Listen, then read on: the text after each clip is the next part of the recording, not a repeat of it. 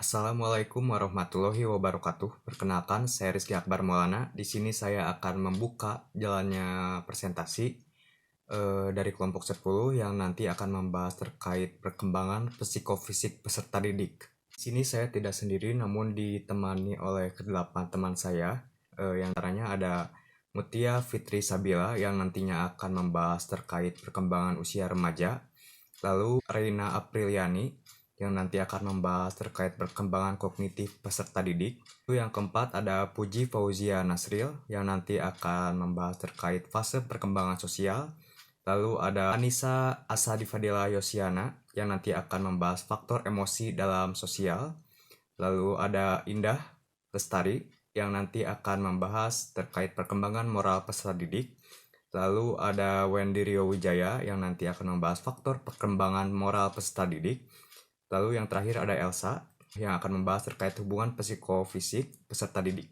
Dan ada saya yang nanti akan membahas perkembangan anak usia dini. Untuk lebih lengkapnya, mari kita simak penjelasan dari kelompok 10. Dari pertama ada perkembangan anak usia dini atau yang kita tahu sebagai PAUD. PAUD ini telah menjadi bagian penting dalam kehidupan kita sebab dengan terdidiknya anak sejak dini, berarti generasi bangsa telah dibantu untuk menjadi pelanjut cita-cita bangsa yang tidak lemah. PAUD juga dikenal sebagai tempat terdidiknya anak sejak dini, di mana ini merupakan komitmen dari Menteri Pendidikan di dunia yang dilaporkan dari UNESCO pada tahun 2000 di Dakar, Senegal, yang dimana program tersebut disebut sebagai PUS atau Pendidikan untuk Semua. Strategis dari pendidikan PAUD ini dapat dilihat di PPT-nya. Yang pertama ada wajib belajar pendidikan dasar. Yang kedua ada program life skill bagi pemuda dan dewasa. Karena di pendidikan PAUD itu baik yang mengajar dan yang diajarnya itu saling terhubung. Jadi kita saling belajar antara yang mengajar dan yang diajar. Lalu yang ketiga ada pemberantasan buta aksara karena di sini untuk anak kecil, jadi tentu kita harus mengajarkan mereka untuk dapat membaca. Yang keempat ada kesetaraan gender dalam pendidikan. Lalu yang kelima ada peningkatan mutu pendidik. Pasal-pasalnya sendiri terdapat beberapa hal yang menyangkut pendidikan usia dini ini. Yang pertama ada dari pasal nomor 27 tahun 1990 pasal 6, di mana pendidikan usia dini itu diperbolehkan hanya untuk anak berusia 3 sampai 6 tahun. Lalu ada Undang-Undang Nomor 20 Tahun 2003 yang menyebutkan di mana bahwa pendidikan usia dini ini dilaksanakan sebelum jenjang sekolah dasar. Jadi kita harus melakukan maksudnya jadi jika kita mau melanjutkan ke sekolah dasar, kita harus menjenjang dulu di pendidikan usia dini ini. Lalu selanjutnya ada Undang-Undang Nomor 23 Tahun 2003 Pasal 4 tentang pelindungan anak, di mana anak berhak untuk hidup, sembuh, berkembang, dan berpartisipasi secara wajar sesuai harkat dan martabat kemanusiaan serta mendapat pelindungan dari kekerasan dan diskriminasi. Karakteristik perkembangan anak yang pertama ada perkembangan fisik motorik, di mana perkembangan fisik ini pada setiap anak tidak selalu sama. Biasanya ada yang mengalami pertumbuhan secara cepat, ada pula yang pertumbuhannya itu secara lambat.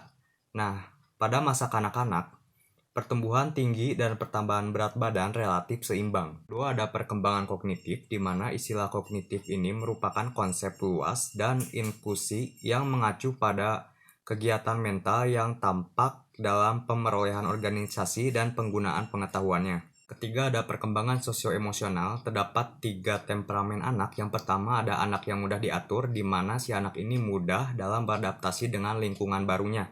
Kedua ada anak yang sulit diatur, seperti yang sering menolak rutinitas kesehariannya. Yang ketiga ada anak yang membutuhkan waktu pemanasan yang sama. Dan yang terakhir ada perkembangan bahasa, di mana seorang anak akan mengoceh seperti orang yang sedang berbicara dengan rangkaian suara yang teratur. Ocehan tersebut dimulai untuk menyusun dasar dari bahasa si anak tersebut. Nama saya Mutia Fitri Sabila dengan NPM 202103063 di kelas B. Di sini saya akan membahas mengenai perkembangan usia remaja. Nah, di mana remaja merupakan kelompok penduduk yang berusia 10-11 tahun menurut WHO, yaitu World Health Organization. Nah, di mana pertumbuhan dan perkembangan dari remaja ini terbagi 3 tahap. Yang pertama, adanya remaja awal dalam usia 11-14 tahun. Dan juga ada remaja pertengahan dari 14-17 tahun dan diakhiri dengan remaja akhir dari umur 17-20 tahun. Nah, di mana dari sekian pertumbuhan 3 tahap ini, mereka yang berada di dalam sekolah, berbasis sekolah, dan juga ada yang sudah masuk ke dalam kelompok masyarakat berbasis masyarakat. Nah, banyak yang kita bisa ambil hal yang menarik bila kita membahas tentang kelompok remaja ini, dikarenakan jumlah populasi remaja ini cukup besar dari total penduduk, yaitu 18,3% dari total penduduk, yaitu terdapat adanya kurang lebih dari 43 juta. Nah, di mana 43 juta ini adanya keunikan dalam pertumbuhan dan perkembangan yang sangat pesat dan secara baik dan fisik, psikologis, maupun sosial, di mana pada masa remaja ini mereka memasuki masa yang penuh storm dan stres, yaitu masa pubertas. Nah, selanjutnya karakteristik pertumbuhan dan perkembangan dari remaja. Yang pertama adalah pertumbuhan fisik. Nah, pertumbuhan dari remaja ini sangat meningkat cepat dan mencapai sebuah puncak kecepatan, di mana fase remaja awal 11-14 tahun karakteristik seks sekunder mulai tampak, sepertinya penonjolan payudara pada remaja perempuan atau pembesaran testis dari remaja laki-laki, terus pertumbuhan rambut ketiak, rambut pubis, dan juga karakteristik seks sekunder ini tercapai dengan baik pada tahap remaja 14-17 tahun. Dan pada tahap remaja akhir 17-20 tahun ini, struktur dan pertumbuhan reproduktif hampir komplit dan remaja telah matang secara fisik. Nah, di mana adanya kemampuan berpikir pada tahap awal remaja ini, mereka mencari-cari nilai dan energi baru, serta memandingkan normalitas dengan teman sebaya yang berjenis kelamin sama. Sedangkan pada remaja tahap akhir, mereka telah mampu memandang masalah secara konferensif dengan identitas intelektual yang sudah terbentuk. Jadi mereka bisa dalam kemampuan berpikirnya untuk memecahkan masalah. Nah, adanya sebuah identitas yang mana pada tahap awal ini ketertarikan terhadap teman sebaya ditujukan dengan penerimaan atau penolakan. Remaja mencoba berbagai peran dalam hidupnya, mengubah cita diri, kecintaan pada diri sendiri meningkat, mempunyai banyak fantasi kehidupan, dan juga adanya stabilitas harga diri dan definisi terhadap cita tubuh, serta peran gender hampir menetap pada remaja di tahap akhir. Nah, selanjutnya karakteristik pada hubungan dengan orang tua. Keinginan yang kuat untuk tetap bergantung pada orang tua adalah ciri yang dimiliki oleh remaja tahap awal. Dan tahap awal ini tidak terjadi konflik utama terhadap kontrol orang tua. Remaja pada tahap pertengahan mengalami konflik itu terhadap kemandirian dan kontrol. Pada tahap ini merupakan adanya dorongan besar untuk emansipasi dan pelepasan diri. Nah, di tahap akhir ini terjadinya sebuah perpisahan emosional dan fisik dari orang tua dapat dilalui dengan sedikit konflik. Nah, selanjutnya adanya hubungan dengan sebaya. Pada remaja, pada tahap awal ini, mereka mencari afiliasi dengan teman sebaya untuk menghadapi ketidakstabilan yang diakibatkan oleh perubahan yang cepat. mereka lebih berteman dengan jenis yang sama, namun mereka juga mulai mengeksplorasikan kemampuan untuk menarik lawan jenis. Mereka berjuang untuk mengambil tempat di kelompok standar perilaku yang dibentuk, kayak lebih membentuk sebuah circle pertemanan. Sedangkan pada tahap akhir, kelompok sebaya ini mulai berkurang dalam hal penting yang terbentuk pada pertemanan individu ini. Mereka mulai menguji hubungan antara pria dan wanita terhadap kemungkinannya hubungan yang permanen ataukah tidak. Di sini saya akan menjelaskan tentang perkembangan kognitif peserta didik. Yang pertama, perkembangan kognitif peserta didik di sekolah dasar dari umur 5 sampai 7 tahun. Yang pertama, mereka mengembangkan keterampilan bahasa lisan mereka, memperoleh kosakata baru dan struktur kalimat. Yang kedua, mereka telah memahami konsep ruang, waktu, dan dimensi. Yang ketiga, sudah tahu mana kanan dan mana kiri. Yang keempat, mereka dapat melakukan penambahan dan pengurangan sederhana. Lalu, perkembangan kognitif anak sekolah dasar dari umur 8 sampai 12 tahun, yaitu yang pertama, mereka menjadi lebih berorientasi pada tujuan. Yang kedua, mereka mulai memahami sisi dunia orang dewasa seperti uang dan waktu. Yang ketiga, mereka mulai berpikir secara hipotesis, mempertimbangkan sejumlah kemungkinan, dan mampu berpikir logis. Yang keempat, mereka mengerti humor dan permainan kata. Lalu khususnya di kelas-kelas tinggi, seperti kelas 4, kelas 5, dan kelas 6, anak telah mengembangkan 3 macam proses, seperti negasi, hubungan timbal balik, dan identitas. Lalu yang kedua, perkembangan kognitif peserta didik pada sekolah menengah pertama. Menurut Jean Piaget, tahap ini disebut tahap formal operation stage, atau tahap keempat atau terakhir dari tahap kognitif. Tahap berpikir formal yaitu yang pertama, early formal operation thought, yaitu kemampuan remaja untuk berpikir dengan cara-cara hipotetik yang menghasilkan pikiran-pikiran sukarela. Lalu yang kedua itu ada late formal operation thought, yaitu remaja mulai menguji pikirannya berlawanan dengan pengalamannya dan mengembalikan keseimbangan intelektualnya. Dan yang terakhir, perkembangan peserta didik pada sekolah menengah atas. Oleh teori Piaget, tahap operasi formal masih sama dengan tahap sebelumnya, hanya saja lebih ke perkembangannya yang semakin kompleks. Seperti yang pertama ada pengembangan alat baru, keterampilan intelektual, dan yang kedua meningkatkan daya analisis dan pemecahan masalah. Di sini saya akan menjelaskan tentang perkembangan sosial peserta didik. Emosi adalah perasaan yang ada di dalam diri individu. Emosi dapat berupa perasaan senang atau tidak senang, perasaan baik atau buruk.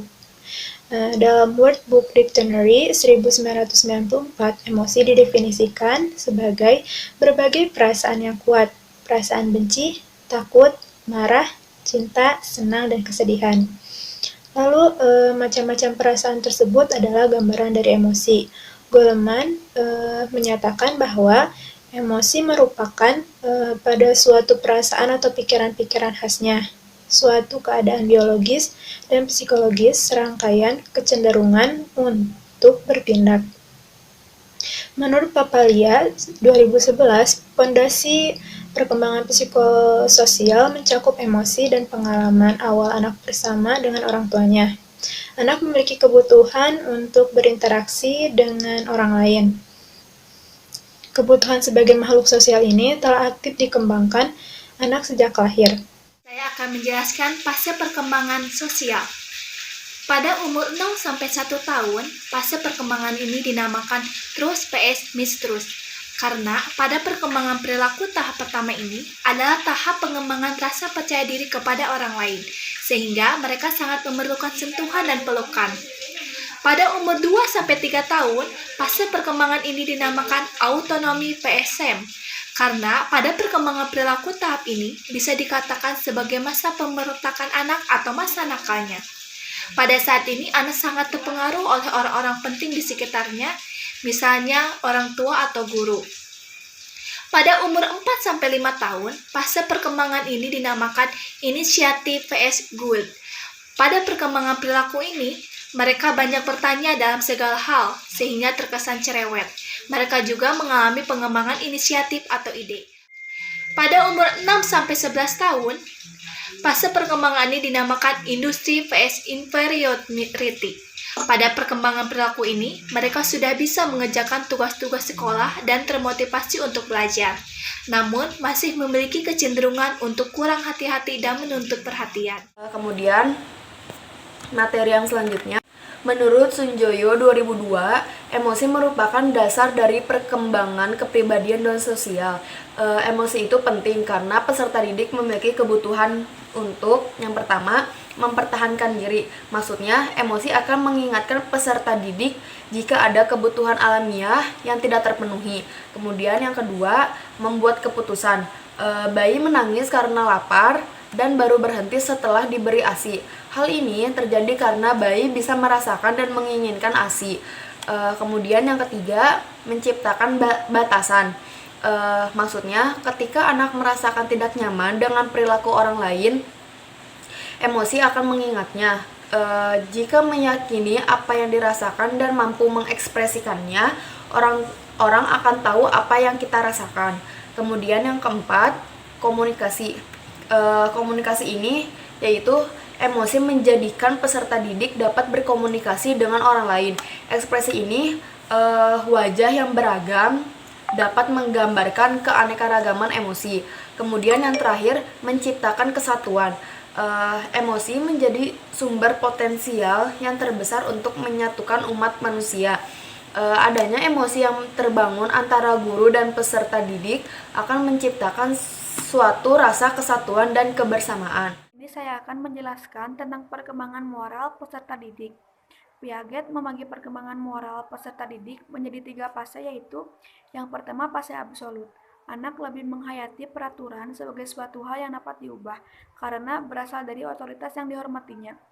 Di sini peraturan sebagai moral adalah objek eksternal yang tidak boleh diubah. Yang kedua fase realitas. Anak lebih menyesuaikan diri untuk menghindari penolakan dari orang lain. Peraturan dianggap dapat diubah karena berasal dari perumusan bersama. Mereka menyetujui perubahan yang jujur dan disetujui bersama, serta merasa bertanggung jawab menaatinya. Dan yang ketiga, fase subjektif. Anak lebih memperhatikan motif dalam perilaku.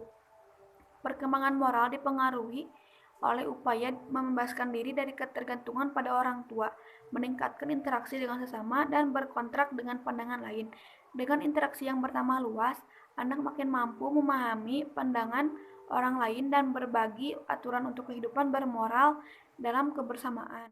Baik, saya Wendy Wijaya. Sini saya akan menjelaskan faktor-faktor apa saja sih yang mempengaruhi perkembangan moral. Nah, langsung saja ke poin pertama. Di sini dijelaskan perubahan dalam lingkungan. Nah, perubahan dan kemajuan dalam berbagai bidang dapat membawa pergeseran nilai moral serta sikap suatu warga masyarakat. Nah, di tengah perubahan tersebut dapat terjadi kemajuan maupun kemunduran atau kemerosotan moral itu sendiri. Nah, perbedaan perilaku moral seseorang atau individu atau sebagiannya adalah merupakan dampak dari pengalaman ataupun pelajaran dari lingkungan, nilai-nilai yang ada di masyarakatnya. Yang saya tahu, lingkungan memberi ganjaran dan hukuman ini dapat memacu proses belajar dan perkembangan moral secara berkondisi bagi tiap perorangan atau individu yang ada di masyarakat. Langsung saja yang kedua, di sini ada struktur kepribadian. Nah, berdasarkan psikoanalisa Freud digambarkan bahwa perkembangan kepribadian ini termasuk perkembangan moral. Nah, dimulai dengan sistem ID.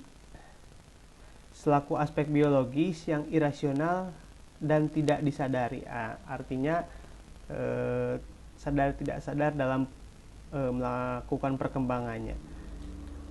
Hal ini diikuti aspek psikologis, yaitu subsistem yang rasional dan sadar. Kemudian pembentukan superego dalam diri perorangan sebagai aspek sosial yang berisi sistem nilai dan moral masyarakat. Sistem dan perilaku moral ini dapat kita kembangkan melalui pendidikan dan penanaman nilai ataupun norma yang dilakukan secara terintegrasi dalam pembelajaran bisa, ataupun kegiatan yang dilakukan seorang anak misalnya di keluarga dan lingkungan sekolah. Nah, kita tahu di sini bahwa pendidikan bukan hanya mempersiapkan anak menjadi manusia yang cerdas, bukan menjadikan hanya menjadikan seorang anak itu pintar, tetapi juga menjadikan seorang anak menjadi manusia yang baik dengan berbudi pekerti luhur dan dapat berguna bagi orang lain tentunya. Hubungan psikofisik bagi perkembangan peserta didik. Ketiga aspek perkembangan pada peserta didik, di mana ada kognitif, sosial, dan juga moral, tentunya memiliki peran masing-masing dan sangat menguntungkan bagi kita untuk sifat dan tingkah laku kita di masa depan. Manfaat perkembangan psikofisik, yang pertama di sini ada kognitif, dalam proses informasi ke dalam memori peserta didik tersebut, yaitu mempertahankan dan mengungkapkan kembali. Selanjutnya ada bagaimana menyimpan, sebar, ambil kembali informasi dengan adanya proses kognitif seperti atensi, memori, dan sebagainya. Yang terakhir ada anak mengembangkan kapasitasnya dalam pengetahuan dengan adanya pembimbingan dari guru. Yang kedua ada moral, mengajarkan keterampilan sosial dan strategi pemecahan masalah sosial untuk menggunakan strategi pembelajaran kooperatif, memberikan label perilaku yang pantas, meminta siswa untuk memikirkan dampak dari perilaku yang mereka miliki, mengembangkan program mediasi teman sebaya. Dan yang terakhir ada sosial, yaitu untuk menjadikan pendidikan sebagai wahana kondusif bagi peserta didik untuk menghayati agamanya, membantu peserta didik mengembangkan rasa ketuhanan melalui pendekatan spiritual parenting. Materi yang disampaikan guru secara langsung dapat menyentuh masalah keagamaan peserta didik. Dan yang terakhir ada menanamkan nilai agama yang terkait dengan masalah ibadah. Sekian yang dapat kelompok kami sampaikan. Terima kasih. Semoga teman-teman yang melihat dapat mengambil manfaatnya, dan mohon maaf apabila ada kesalahpahaman atau ada yang menyinggung dari kelompok 10. Kami meminta maaf. Saya Rizky Akbar Maulana akan menutup presentasi dari kelompok 10 ini. Wassalamualaikum warahmatullahi wabarakatuh.